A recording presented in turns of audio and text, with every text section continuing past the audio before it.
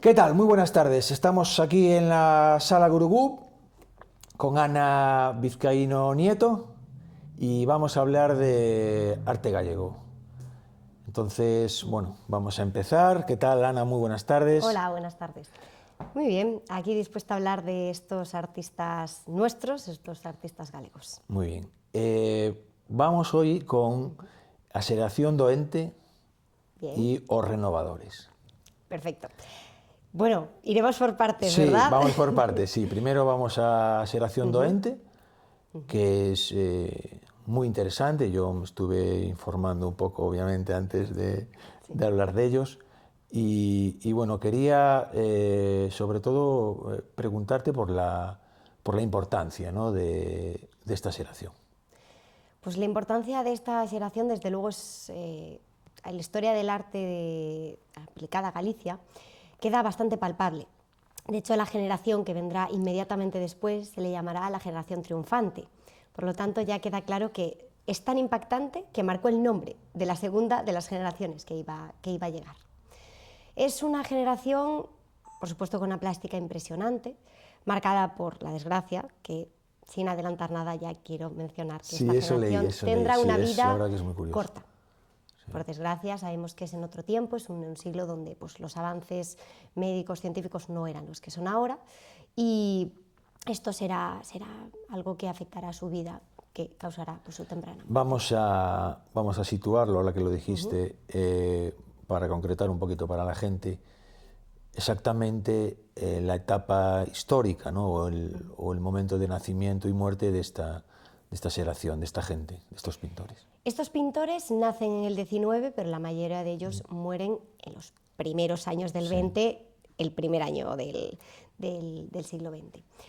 Es una época de cambio, es una época muy diferenciada socialmente. Tenemos que entender que la mayoría de la población era una población pues, que tenía trabajos, tenía unas condiciones de vida duras, pésimas, podemos decir en muchos casos, pero sin embargo que una clase acomodada, adinerada, que podía tener mayor o menor dinero, pero gozaba de ciertos privilegios que le garantizaban que pudiera, por ejemplo, dedicarse a pintar. Siempre el tema de la pintura, ser pintor, es algo muy asociado con gente que proviene de un mundo intelectual, pero también de un modo acomodado y con dinero. Eso hay que tenerlo en cuenta, que no podemos trabajar, no podemos pintar si no tenemos el dinero, tanto para formarnos como para los materiales. Sí, bueno, sigue pasando hoy, ¿no? Un poquito. Sí, Bueno, hoy ya sí, menos hoy ya quizás por el tema de menos, las becas y bueno, sí, pero podría ser un pero en debate aquellos tiempos sí que interesante, estaba sí, muy marcado ese, por supuesto. ese detalle. ¿Cómo eran ellos y cuántos eran a xeración Bueno, do ente? se entiende por ellos como, voy a decir, Genaro Carrero primero, Joaquín Bamonde, Ramón Parada Justel y Ovidio Murguía. Estos cuatro miembros tenían una misma característica psicológica, y es que todos eran hijos del romanticismo. Eran herederos de un romanticismo, no del de buenos días, príncipe o princesa, ¿cómo has dormido esta noche? No, no, el romanticismo de verdad, el romanticismo de amor por las ruinas, todo lo roto, todo lo marginado por la sociedad. Esos son los románticos de los cuales estamos hablando. O sea, En su obra, entiendo almas convulsas, ¿no? De alguna manera, ¿no? sí, almas convulsas buscando la libertad en una sociedad donde no la encontraban. En aquellos tiempos, además. En aquellos tiempos, efectivamente. Todos ellos tratan de buscar esta reminiscencia a un pasado que fue mejor. También será la época en la cual aparecen los regionalismos, por supuesto. Habrá un afán muy interesante por reivindicar lo suyo, lo propio, que se ve en algunos artistas más que en otros, pero que todos más o menos podemos ver estas pinceladas. Su plástica también es distinta, porque no todos participarán de las mismas técnicas. Claro. La mayoría de ellos son al óleo, pero también veremos después que hay algún artista que hace algo de pastel. Poquito, pero hace algo de pastel. Esto es muy interesante también para romper un poco el molde en los museos. Estamos muy acostumbrados a ver siempre una misma técnica o a centrarnos mucho en el óleo, y cuando vemos algún otro tipo de objeto, que no tiene por qué ser un cuadro, pero algún tipo de objeto sobre otro soporte, es algo que rompe mucho y llama mucho la atención. Así que genera unas dinámicas, me parece, muy potentes, que pueden pues, ponerse en alguna exposición de arte, probablemente, o en un museo, sencillamente, aunque no sea exposición solo de la xeración do ente. ¿qué obra o qué obras de cada uno son las que, digamos, destacan, ¿no? Pues nosotros... O llevan, perdona, o llevan van en una línea todos, o cada uno, digamos, tiene su obra, igual que un escritor tiene una novela, digamos, que sobresale. ¿Ellos mantienen el equilibrio en todas sus obras, o hay una que dices, joder, pues este... Son distintos, son distintos. Podría sobresalir, por supuesto, si comparamos la plástica de cada uno, podríamos decir, ay, este que me gusta más, este que me gusta menos, pero no debería, son tan distintos. Vamos a empezar por Genaro Carrero. Sí.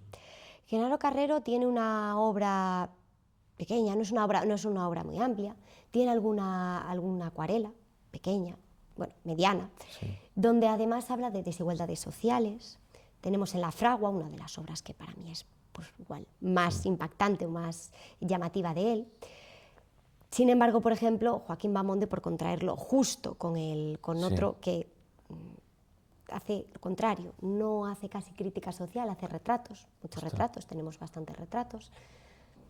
Se vende un poco a la burguesía, y digo entrecomillado, y no me gusta usar este término, pero se vende a la burguesía, como pues mecenas tiene a Emilia Pardo Bazán. Por lo tanto vemos un contraste muy fuerte entre ellos, pero por supuesto compartían xeración, compartían círculos, se conocían. Es lo que te iba a preguntar yo ahora.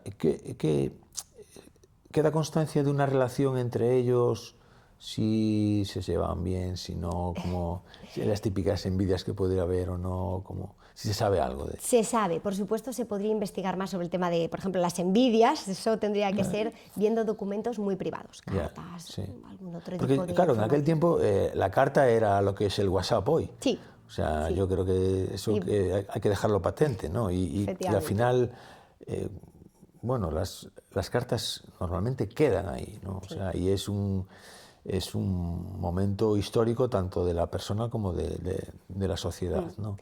Entonces no sé si a través de alguna carta o algo se sabe... Claro, ahí se podría saber si son un grupo cohesionado, si son un grupo que se entiende.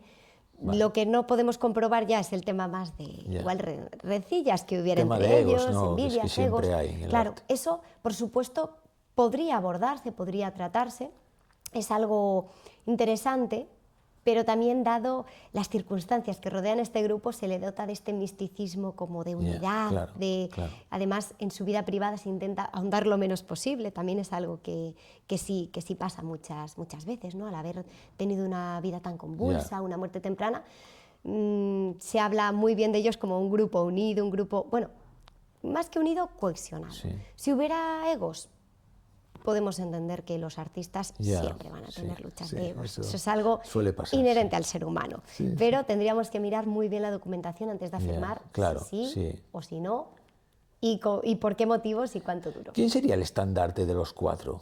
¿O no? ¿O están todos por igual? Porque tú comentabas ahora lo del tema social, ¿no? Que no sé si es más...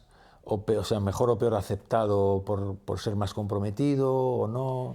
El tema político también en aquel momento supongo que influiría. Sí, pero al fin de cuentas también en el siglo XIX se explota totalmente la crítica social. Los cuadros de crítica social empiezan a aparecer numerosos artistas.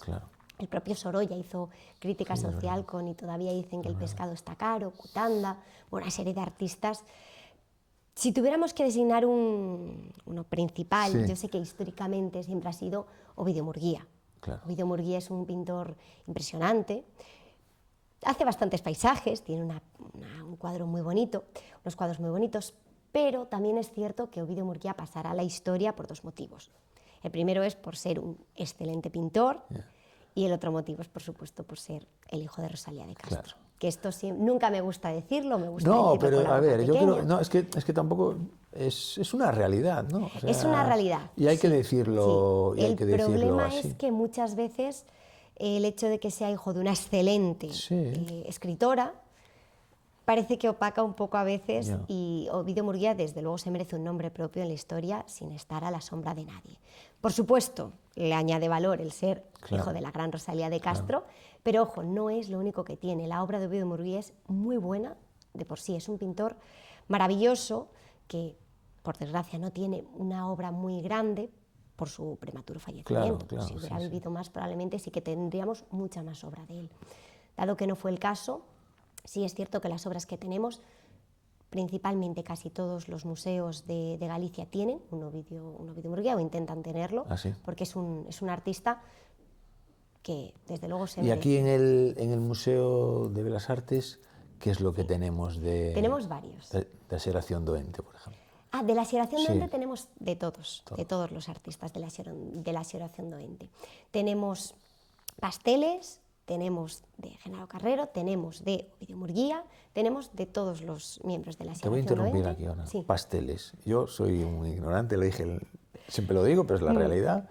Entonces, la técnica del pastel, no sé si la puedes... La técnica del pastel. Para la gente inculta como yo. Bueno, la técnica del pastel al final es una técnica no muy diferente al óleo, sencillamente lo que cambian son los materiales que se utilizan, y lo que tendríamos es una pintura mucho más difuminada, que genera unas formas mucho más con nube, por así decirlo, en vez de con cuerpo. Matificamos un poco las líneas, no tenemos tantas líneas, y lo que generamos es más bien pues, un espejismo más allá de un reflejo 100%. Por supuesto, todo esto pues, en mis palabras, ¿no? Sí, sería un poco No, el resumen está bien. del pastel. Por supuesto, en el siglo XIX las fotografías no eran buenas. Esto es una realidad. Claro. Así que lo que iban a hacer los burgueses y los nobles, digo burgueses porque realmente en el siglo XIX eran principalmente ya burgueses los que ahí acudían, van a querer sus retratos, van a tener fotos también, pero estas van a estar en blanco y negro, no van a reflejar los detalles también, pero una pintura siempre. Así que la gran cantidad de retratos va a ser sobre distintos soportes. Y por supuesto no solo van a tener uno, al igual que nosotros tenemos 200 selfies, ellos van a tener 200 no, pero casi. Sí. Mira, volviendo a Ovidio Murguía, comentabas antes, para volver allí, tenéis aquí, ¿no?, en el Museo de Belas Artes, ¿qué tenéis?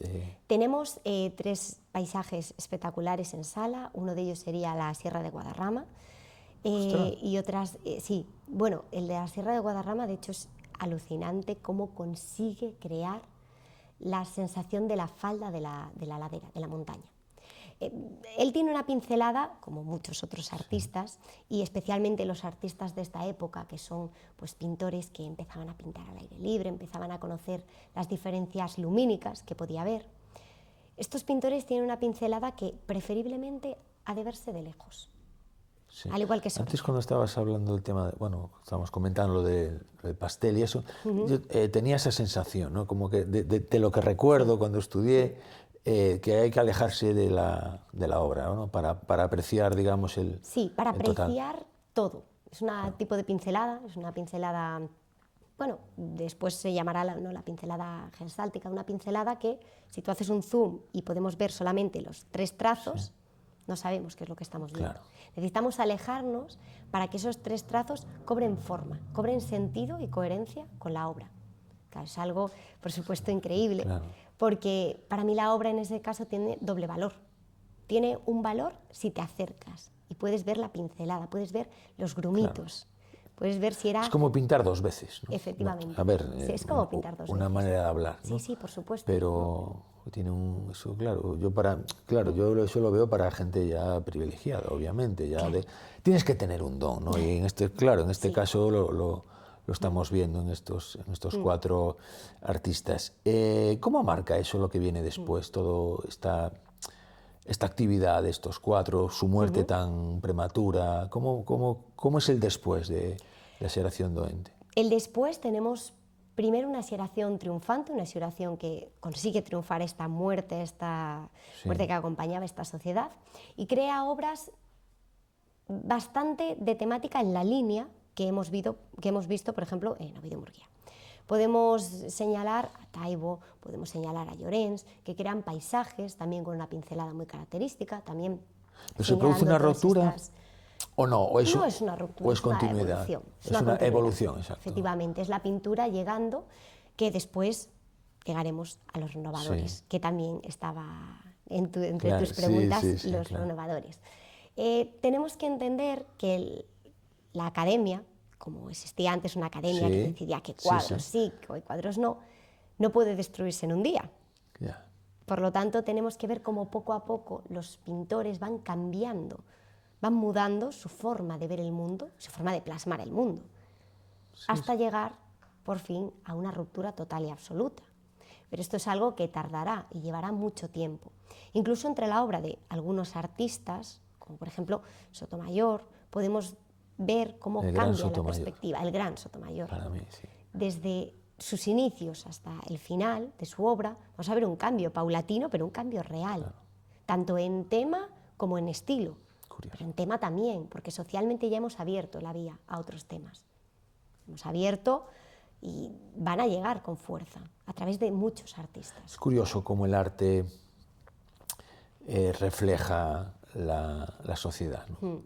y lo que es la evolución de los hombres, ¿no? Del hombre y de la mujer y tal, sí, en las sociedades, ¿no? Pintores, escritores, cineastas, etcétera, ¿no?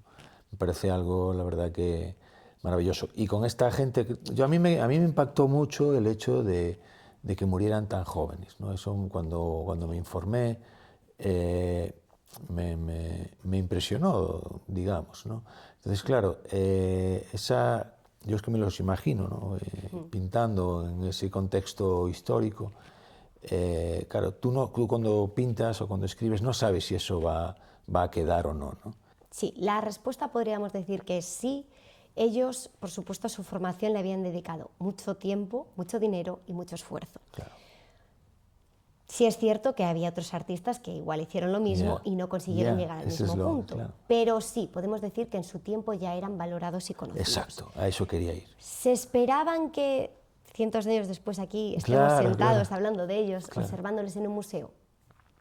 Eso es algo muy complejo. Claro. Ellos sabían que los museos aparecían, ellos sabían que la gente guardaba los cuadros en sus casas, y cuadros que muchos de ellos tenían muchos años. Podemos entender que sí, tal vez su idea era pasar a la historia. De hecho, parte de la tónica romántica es el amor por todo lo antiguo. Exacto, sí. Lo que no ha muerto. Claro. ¿No? Conservamos. Lo que permanece, claro, siempre. Conservamos el recuerdo. Y bueno, también su prematura muerte también se puede abordar desde este tema. Para los románticos, la vida era la muerte. La vida era la opresión. Sí, lo entiendo perfectamente. Y la muerte era la liberación. Sí. No sabemos exactamente después, y a la hora de la verdad, por supuesto, tendrían más sus miedos, claro, ya a nivel más psicológico, más metafísico, eran humanos. Pero, por supuesto, ellos hablaban de eso. Tal vez no sea tan visible en su obra. Bueno, sí sabemos que, por ejemplo, Ovidio Murguía tiende a poner algunas veces pajaritos en sus cuadros. No hay ninguna prueba de que sea relativo a la muerte, pero a mí siempre me ha gustado pensar que es, por supuesto, porque el pájaro, cuando quiere, vuela libre. No sabemos la tónica, pero sí es muy romántico el concepto del pájaro que vuela, el concepto de todo lo que tiene la libertad absoluta. Y la sociedad de esa época era una sociedad muy opresora. Lo decía en literatura la madre de Ovidio Murguía, Rosalía de Castro, una y otra vez. Principios la del gente siglo. que oprime, posan las miradas de oprobio, marcan mi frente, todo eso es muy romántico. Tiempos complicados. Sí. Tiempos complicados, pero para el que es romántico, ¿no? Siempre parece como que es gasolina, ¿no? Que te ayuda y hay gente que se desenvuelve mejor a contracorriente que a favor, ¿no? Entonces fallecen, por desgracia, como decíamos antes. Aparece la generación triunfante. Sí. ¿Y después? Mientras que la generación doliente, a xeración doente, es una generación pues, que sigue todavía un poco la academia, estos paisajes, sí, vale, participarán del plenarismo, pero tienes que tener el conocimiento. Los renovadores no. Los renovadores son las vanguardias. Y las vanguardias son un poco más aplicables y conocidas por llegan, todos. Llegan a todos. Por lo tanto, tiene sentido que tal vez a un nivel de preguntar a un círculo cercano, ¿conoces más a artistas de esto, se decanten por la plástica de vanguardias? Las vanguardias europeas, las vanguardias mundiales tienen que llegar a Galicia y lo van a hacer de la mano de los renovadores. Ellos son quienes pues, empiezan a iniciar estos primeros cuadros que rompen poquito a poco lo que había antes. Para llegar ¿Y cómo llegan aquí? o sea, a Galicia, estamos aquí en la esquiniña, como digo yo, con toda humildad, pero claro. Se comunican, trabajan y aprenden con otros artistas de toda Europa. De hecho, las comunicaciones que podía tener, por ejemplo, Luis Seoane son con distintos artistas de todas partes. Y después también muchas veces por su propia vida, las circunstancias en las que nacieron. Luis Seoane no nace en Galicia, de hecho ni siquiera nace en España. Es curioso, nace eso en sí. Argentina. Sí, sí. Vino ¿Podrías hablar un poquito pronto. de Luis Seoane? Sí, por supuesto, podemos hablar de Luis Seoane. Sí, porque a ver, yo también largo y tendido. con Argentina tengo unos lazos y Sí. estuve leyendo y tal sobre el tema este, ¿no? Y cuando vi eso precisamente que acabas de comentar ahora de Luis Seoane, pues me interesó un pelín más, ¿no? Sí. Bueno, yo tengo familia allí y siempre estás un poquito más cerca, ¿no? Claro, sí, sí, además hay últimamente muchas conexiones entre España y Argentina. De hecho, se ve con los visitantes, con los alumnos. Sí, sí, muchos se sienten identificados con el haber nacido en Argentina. Luis Seoane nace de padres gallegos que habían emigrado allí. Galicia lo conoce de oídas, lo conoce por las historias que le cuentan. Por supuesto, está enamorado de Galicia, Claro. pero está enamorado de una idea, de un concepto que él no ha visitado Claro. nunca. Cuando vuelve por primera vez a los 6 años, pues descubre que sí está enamorado de verdad, descubre que esta tierra le gusta realmente, que puede disfrutar y dibujar todo lo relacionado con Galicia. Pero Luis Seoane, la plástica que va a tener, va a ser una plástica extremadamente interesante por un motivo. Va a buscar lo más primitivo, lo que tal vez podríamos decir haría un niño. Ostras. Luis Seoane se centra sobre todo en los colores, en la geometría, en la esquematización. No solamente eso, sino que también se manifiesta un poco en contra de la hegemonía de la línea. La línea siempre ha sido la que marcaba. Dibujas una línea y lo que se le dice a los niños pequeños es pinta dentro de las líneas y si te sale un 0. Eso es lo que se dice y lo que se hacía en la academia. Primero hago un boceto, primero pongo las líneas y después lo coloreo. Él rompe con eso. A grosso modo, él rompe con eso, sí. Sí. De hecho, tiene una obra, que es la que yo más conozco, que es Las Mariscadoras, donde rompe con eso totalmente. La tienen muchas otras, por supuesto, pero a mí me gusta traer Mariscadoras porque es la que no solamente más identifico, sino es una obra que me parece excesivamente interesante por varios motivos. El primero es porque rompe con lo que decía. El color y la línea no van a la par. Primero va el color, de hecho, y después van las líneas. Y rompe también un poco con la representación real, fideligna, pero sí representa la realidad tal cual es. Obviamente las mariscadoras que él hace no se parecerían a unas mariscadoras actuales de a día de hoy, pero si miramos una fotografía de una mariscadora antigua, somos perfectamente capaces de reconocerlo. Idéntico. Y lo ha llevado a lo más simple todo. También juega mucho con los colores primarios, secundarios, para hacer pues, obras cargadas de expresión.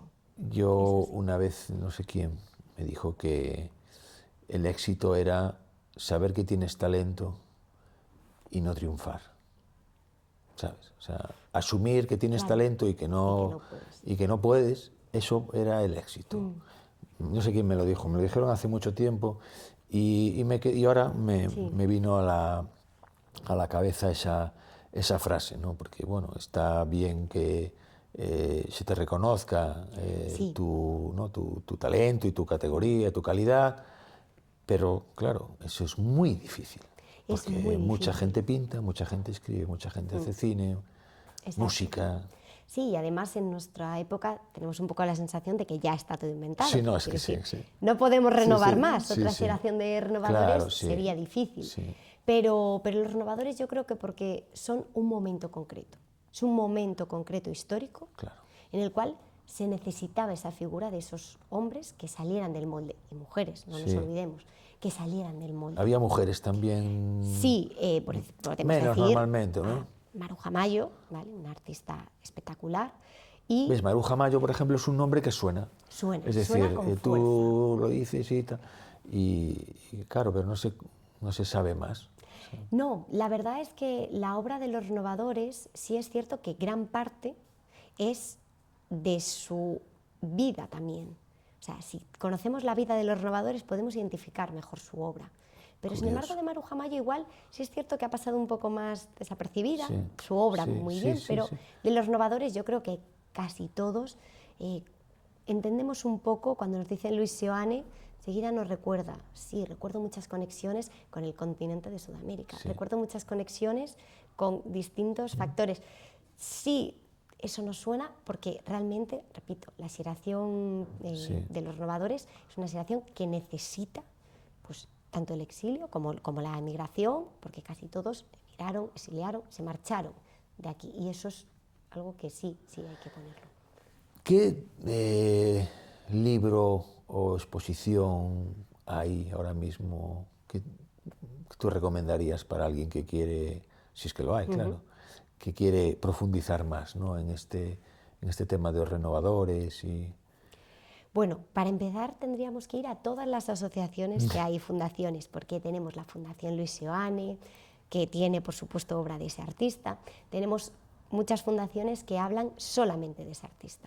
La Fundación Luis Seoane se encuentra aquí en Coruña, la Fundación Laxeiro, por ejemplo, Sí, que está también, en, efectivamente, que está no en Vigo, hablamos de, claro. y Colmeiro también, tendríamos mucha obra de Colmeiro en Vigo. La mayoría de Colmeiro y Laxeiro se encuentran en el fondo sur de Galicia, sí, y por arriba tendríamos más a Luis Seoane. Todas estas obras principalmente se encuentran en la Fundación y otras organizaciones que lo custodian mucho y lo mueven bastante. Esto significa que sí, que siempre que hace una exposición suele haber por ahí, bueno, un Bueno, yo creo que, colmeiro. claro, yo creo que se le tiene que seguir dando luz, ¿no?, como digo yo, ¿no? Sí, y al final es algo muy interesante, sí. Bueno, no sé si quieres comentar algo más por tu parte. En el Museo de Bellas Artes, ¿qué tenemos de...? Tenemos a Colmeiro, tenemos a Maside, tenemos a Maside también, Souto, claro. tenemos a Luis Seoane, a Isaac Díaz Pardo y a Eugenio Granel. Obra de estos artistas sí que la tenemos. Tendríamos también algún otro artista, tenemos una obra de Laxeiro, es muy interesante, y también tenemos obra de otros artistas galegos que, aunque no sean parte vital de los renovadores, tenemos de Castelao. Todas estas obras se encuentran en una misma sala y es interesante para poder ver la evolución es como una panorámica, ¿no? Sí, una visual de... Exacto, una panorámica de los artistas gallegos del siglo XX, que además también tenemos la obra de la xeración do Ente, por lo tanto tendríamos... ¿También ahí? Abajo, justo abajo y arriba. Podríamos ir subiendo a través de los pintores galegos. Bueno, de hecho, por eso se hizo este recorrido, que las dos plantas últimas, la sala 4, 5 y 6, tienen obra de artistas galegos. ¿Nos podía repetir el horario del...? Os podría repetir. Pues la verdad es que tiene un horario amplio, porque tendremos de 10 de la mañana a 8 de la tarde, todos los días, y después en horario de fin de semana, sí es cierto que los sábados cierra a mediodía, 2 horitas, y los domingos a las 2 ya cierra. Pero me parece un horario amplio, vamos. Muy bien, nos vamos a quedar aquí ya con el horario y nada, darte las gracias por toda esta información y la manera en que la explicas además, y nos vamos a despedir. Hasta un próximo día, habrá más con Ana Vizcaíno Nieto, seguro, si Dios quiere, y nada más. Muchísimas gracias y buenas tardes.